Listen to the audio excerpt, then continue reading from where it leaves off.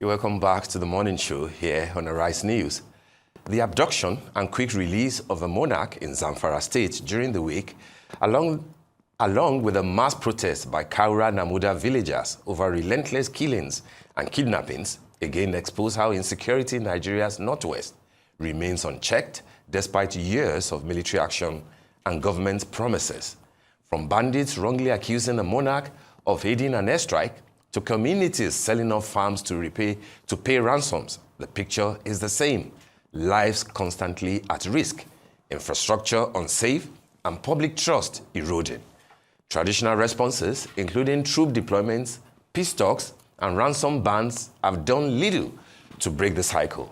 Experts believe that it is time to scale up technology-driven security system, artificial intelligence-powered surveillance to track bandits' movement in real time, predictive analytics to anticipate attacks, drones for rapid response, and digital coordination systems linking military, police, and communities.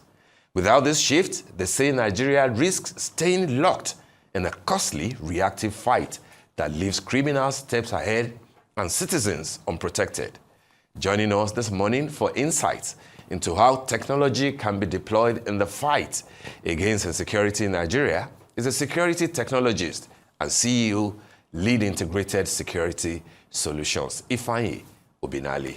Good morning, Ifeanyi. Good morning. Good to have you on the show with us today. Thank you very much. All right, Zamfara and a part of Sokoto, like a few other states in Nigeria, are back in the news for the wrong reasons. Twice last week in Zamfara, I'm sure that you must have been following the news, there were protests right into the government house to say that our lives are no longer safe. This is what we have been complaining about for years. A monarch was kidnapped, released in the same state, in Sokoto, almost the same picture. As somebody who is well grounded in the area of technology as it pertains to solutions for insecurity, first, what were your thoughts during the week when you see that, hey, we're still back there? And then what will be your assessment of how we are prosecuting this war against criminality, banditry, and terrorism? Are we doing the right thing, or you think that as it concerns using technology to prosecute the war, we're not just there yet? What are your assessments? First of all, I just want to say it's a sad situation, what's happening up there in, what happened there in Zamfara State. Because, we have situations where communities are constantly being ravaged, and yet we don't have systems that predict when these things are going to happen, or systems that tells security agencies and analysts that we're able to just look at how we're able to just address getting information on time and dispatching the right people to where they need to be at to forestall this situation. So my thought about what happened last week was that we could have done better, even in the situation where the monarch was kidnapped and was released by the people who kidnapped them without security agencies even getting involved in that situation. So you have a situation where if he wasn't released, he probably would have not been here today. So that is a major challenge. As we talk about wanting to enhance our security systems in this country, we must start looking at how do we blend traditional physical security with technology? And also, how do we train our people to use these systems effectively? Because at the end of the day, if we're not able to predict and we're only being reactionary to when situations happen, then there's a problem. So my thought is there has to be proactiveness in how we gather intelligence, how we get information to ensure that those informations are going to the right people before any situation happens. This is an almost frustrating situation. It is. Because this is an issue that has been going on for years. And as much as we're so happy to have you join us on the show today, you won't be the first security analyst to dissect this issue on what we could do best and what needs to be done. So just to ensure that the people who are affected by this situation, who could be watching the show today and wondering if we just come here to just look at each other's very nice suits. What would you say the pertinent issues are? Because everything you've said is absolutely correct. Why can't this happen today? Why couldn't this happen before the last incident took place? Why couldn't this happen before the last 3 incidents took place and people were killed? What's holding us back? You know, I think it is government's failure and irresponsibility really in addressing these issues, because you have these things happening constantly. And when things like this happen constantly, there has to be a framework and a solution as to how we address it. So in my thought, I feel like the government has failed to actually channel the resources, the right resources, to where it needs to be to address this issue. And just looking further at ensuring that these things don't continuously happen in the country, there has to be a situational awareness and response capability, where instantly, as we're finding out what's happening, we're responding to it. So, in my opinion, I think the government has not done enough to actually address this issue, but that opens the door for private organizations like our organizations to start getting involved in how do we support these systems to actually do better? How do we support the government and communities like this to actually protect themselves and safeguard themselves from these challenges that they find themselves? Okay, so what actually would you consider to be the missing links when it comes to the submission that the Nigerian security architecture lacks adequate technology-driven solutions to prosecuting, this war? What's the missing link? I'm asking this because there was a time that we saw the quality of the control and command center that the office of the NSA has in Abuja. A number of other states like Lagos, like Delta, I believe, I think to an extent Akwa Ibom, and a few other states, they have shown what they have in terms of command and control centers. They can read what is going on, they can send messages, they can track tip-offs from people.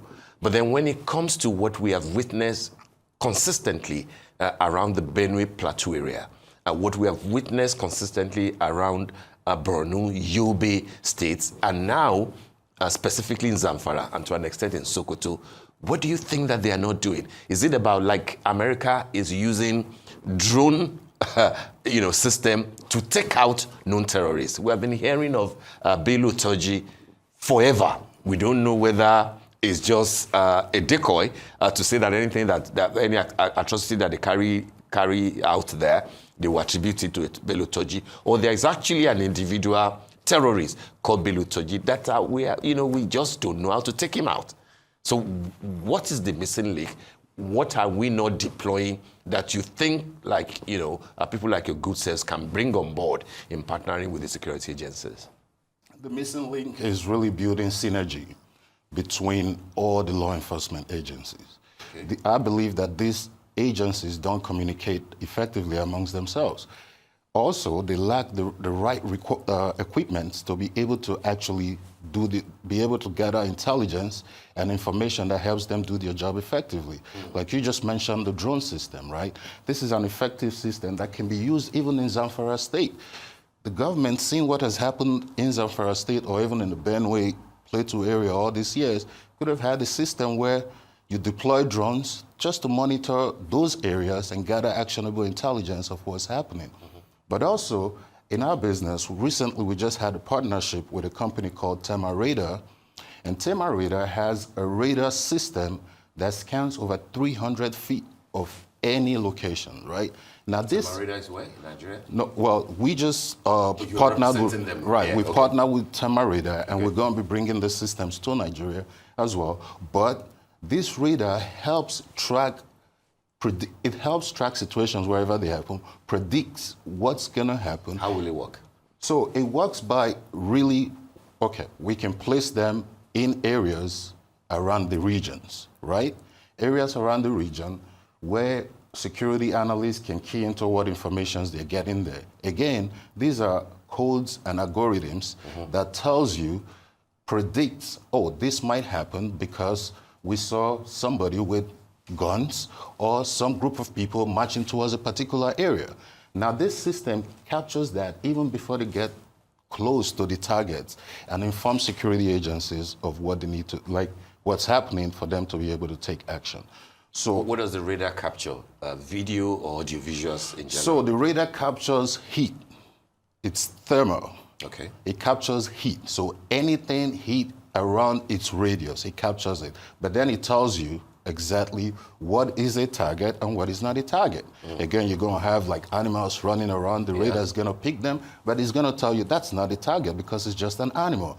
But a man with a gun, it's telling you that's a problem. This man has a gun. Maybe you should go check what's happening. And in situations where you have drones, you see that happening, drones can be deployed right away to actually go make those investigations, give security agencies all the knowledge that they need even before they go address that situation. Will it detect a suicide bomber with bombs around it? Of course, because it's thermal, it's heat. Yeah. So a suicide bomber has, all of that is thermal technology, heat technology that's going to explode at some point. Yeah. This system is definitely going to detect it even before that person gets to where the crowd of people are. So it tells security agencies, pay attention to this person. Monitor this person because it's a possibility that they're about to do something because it's too much thermal explosives on him. So these systems will be able to predict, track, and help security agencies not just monitor, but also detect and deter. And you say it covers what's 300 feet of vast areas of land. Is that 300 feet? That's small, no? That's small? Or how big is that? 300 feet? Well, 300 feet, how do I put it? I don't know how big that is, but that's a vast area of land. It's not small. It isn't small. So this equipment and infrastructure that you currently have, right? How would you say the government, like you rightly said, there's been a failure on the government side, but for what you do to work, I imagine that this is capital heavy in the sense that it takes a lot of money to buy this equipment, to install them, and also to implement. You know, I'm not sure if it's something that you've taken upon yourself to do as an individual, because I do know that there's some companies that are stationed in some of these hotspots that have taken it upon themselves to cater to their own security with their own funds. I'm not sure if that's what you're trying to do, but if that's not what you're trying to do, how would you say you've been able to liaise with the government to say, or they have even probably liaised with you to say, you know what, we see that you have very clear, obvious, in-your-face solutions as to how we can solve this security problem. How would you say that synergy has been, and has there been any dialogue whatsoever? So there is continued dialogue. There has been dialogue, and we're talking to government agencies, the state government as well, to see how we can partner with individuals, homeowners, to have CCTV cameras in their facility that can be tapped into by the government to know what's happening in their area. You did mention the vast security system at the NSA. Yeah. Now, the problem with that is Command and control system. Command and control system. The problem with that is probably just it's not giving real-time information to the people and law enforcement agencies locally where they are to deal with issues and situations that are coming up. That's why locals and private organizations like us can partner with the government to help bring that information closer to them. So what we're trying to do is partner with the state, provide us some funding, and what we want to do is provide AI CCTV cameras to homes, businesses that are on major corridors or major areas in the cities. So that way, the state has access to those cameras to see what's happening in that region without them having to install that vast system themselves. So this is homeowners, individuals like you and I, taking it upon themselves to put these cameras that has access, that the city has, that the government has access to see exactly what's happening at any time. CCTV cameras, I get the point, but how well tested is the AI technology in fighting insecurity globally? The AI technology is effective in fighting security globally. Yeah. We have seen it in how, again, you mentioned how a drone takes off from the United States or from Israel, and they're all the way in Iran bombing key strategic sites, right? Because the AI has already been programmed in them to do that. So in Nigeria, we could do that as well. With these systems we're talking about, the system are all AI connected to predict things that happen. And that's the most important thing. Predicting and telling you that there's a possibility that something is about to happen. So everybody involved in trying to ensure that this doesn't happen start getting into positions and taking actions to ensure that this is prevented. Getting key information before is the key to really addressing a lot of these challenges that we have in the country. But this is assuming that there won't be, that those who are meant to partner with you or partner with those that the government, will have chosen won't be complicit in the sabotage that we witness every time. I'm saying this because of the Tucano jets that we spend more than $1 billion, to buy under Buhari. As of today, I think it was disclosed a few months ago that they are no longer in use because yes, we did a purchase, but there wasn't any concrete agreement as to servicing and maintenance. So that's like $1 billion tied down. But then there's also the aspect of personnel releasing arms and information directly to bandits and to terrorists. So if we have, the sort of technology that you are talking about, and we're saying that a target like Bello Toji, will be targeted at, 000 hours on a particular day, and then it's no longer there because information has been released. How can, areas like that be tackled? You can get technology, you can put all the money you have there, but then the personnel, and then the necessary patriotism, that will be required. You're very correct, because AI systems are as good as the people that use them. Yeah, so the system is there, but if you don't know how to use them effectively, you wouldn't be able to even address the challenges you want to address. The problem still with this country is, you and I know, is that issue of corruption and the issue of, spending all this money and not having a way to maintain them and keep them for the long term. That is a problem that, again, I think we have to start talking to ourselves about how we do better, but also government can also pass legislation that helps ensure that people that find themselves in key positions like this are always held accountable. When there's no accountability, we continue to have situations like this. I think it's a travesty to have information leaked to a known target before the law enforcement comes for them. Indeed it is. It is a big problem. So those are situations that must be dealt decisively when those people are found, ensure that they're used as an example for other people. And I think that might be one way to address it, but Nigeria is Nigeria. All right, Ifeanyi, we're not ready to let you go yet, but we'll go on a short break now, and when we return, we'll still have a little more time to spend with you on this important subject. Don't go away. We'll be right back.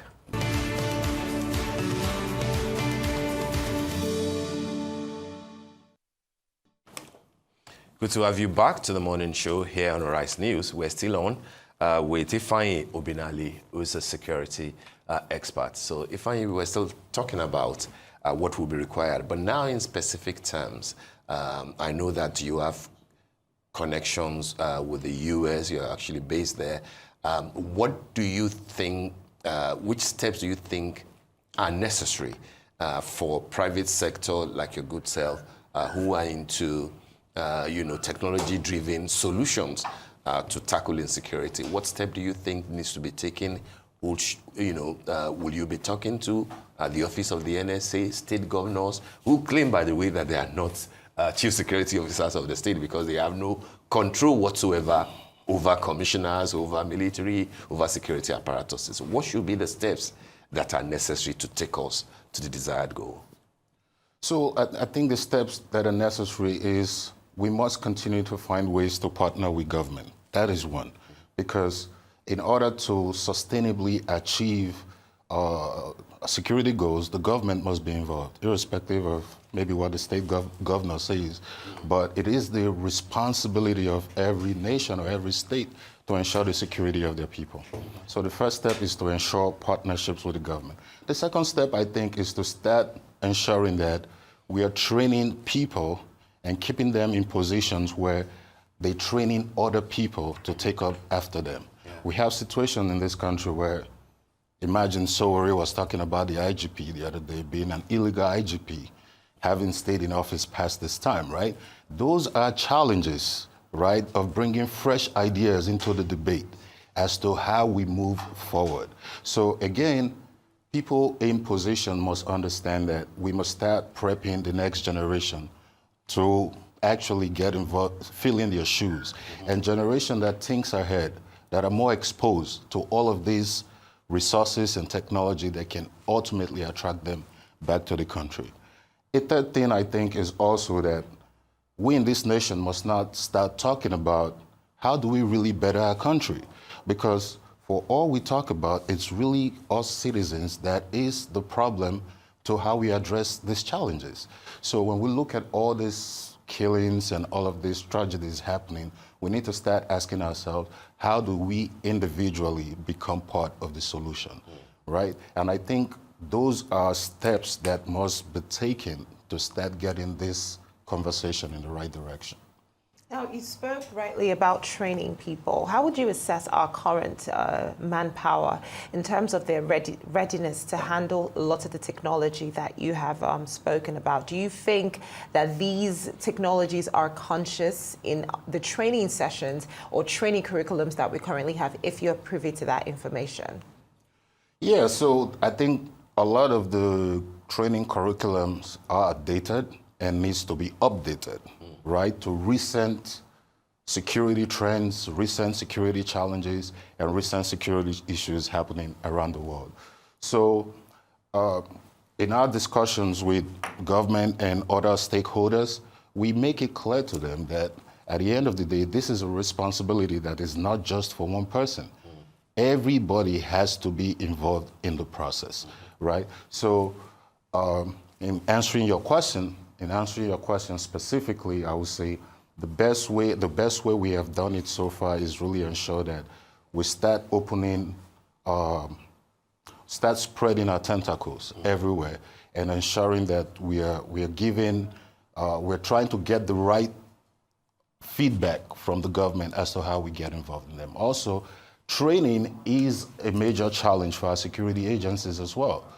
Well, I feel like some of them are trained. They're also not effectively putting their training into use in their everyday work that they do, right? So that is something that must be a continuous process, because even in the United States, no matter how many years you're in the military, you still have to undergo annual in-service training, annual courses to help bring you up to speed to modern technology, and also refresh your thoughts as to what the situations and challenges are. So I think that if we're able to get our security agencies to be in that thought and mind frame, that they're understanding issues happening and how, most importantly, how they put themselves in the position of ensuring that they are part of the solution, as against the people seeing them as part of the problem. Absolutely. I think part of the a corollary of what Kachi asks, will be that aside training, it is the challenge of how to make good use of the little number of staffing personnel that we have in our security agencies, particularly in the military, and more importantly, in the police. I'm sure that you're aware that we fall short below the required number according to the United Nations. If you look at the 5 biggest economies and countries in Africa, sadly, we have fallen to the 4th position in terms of the size of our GDP. But sadly, we also rank lowest of the 5 when it comes to the ratio of police officers and military officers that are required, to the number of people that they are supposed, to cater for, with less than 400,000 in the police and less than 300,000 or thereabout, in the army. So when you have that sort of shortfall, what ought to be necessary would be that you show up your efficacy through technology, which we're not clearly doing to everybody's satisfaction. In marshalling your closing thoughts, what will be your immediate recommendations to government at the federal level, particularly the office of the NSA, and maybe to an extent, to the National Assembly, who also make and pass laws?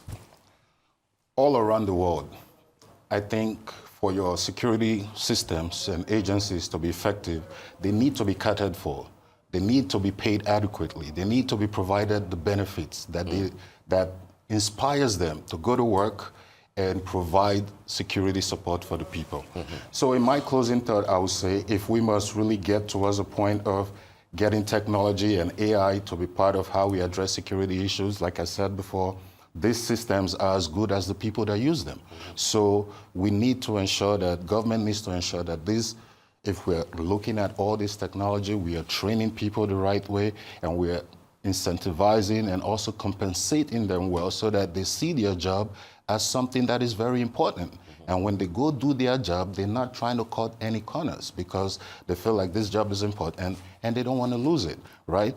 That is what makes the police force stronger in most nations, because they are given the protection that they need. And even in the absence of, or in the process of them doing their job, they lost their life, their families are given adequate protection, which is what we lack in this country. And that is an important part of, I think, how we move forward.